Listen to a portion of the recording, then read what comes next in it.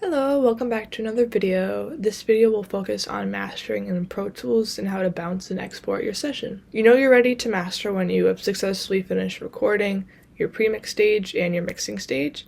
Mastering is the final step in audio production. This is where your final mix is polished, balanced, and ready to bounce. 4 key steps to follow when mastering a project are correction, control, enhancement, and finalization. So first, for correction, you're going to want to identify what needs to be corrected. Most of your issues should have been already corrected in your pre-mix and mixing stage, but you might hear something that you didn't hear before. Maybe the problem came up because of something you did in your mixing stage that you're going to want to now fix. Once you have corrected anything, you're going to want to control. So we're going to want to contain parts that may be problematic, maybe because of a plugin you added on in your mixing stage. Maybe some of your tracks are louder than they need to be. Maybe some of your tracks are quieter than they need to be. So adjust those faders and control any parts that you need. And then enhancement, bring out the best parts of the song and hide the weaknesses. Pretty straightforward.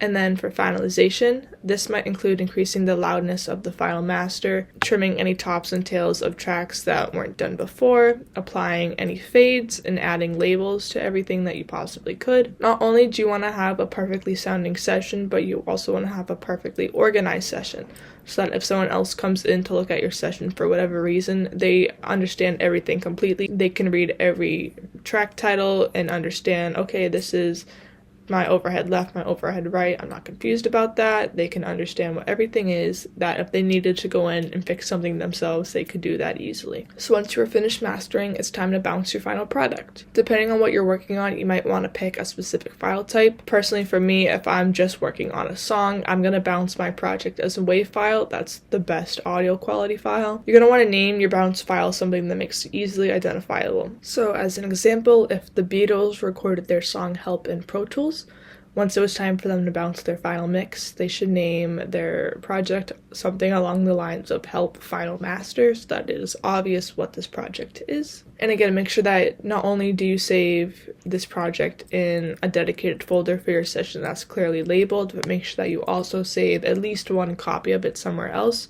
I recommend saving your copies on a hard drive or maybe on a virtual drive like Microsoft OneDrive, so that if anything happens to the original file, you'll always have a backup. But now you're all finished. You have successfully recorded, pre-mixed, mixed, and mastered and bounced your final project. You're all done. Thank you for watching this series. I hope you learned a lot. I hope you enjoyed it. And most importantly, I hope you now have a rough overview of how to work in Pro Tools. Thank you for watching. Bye.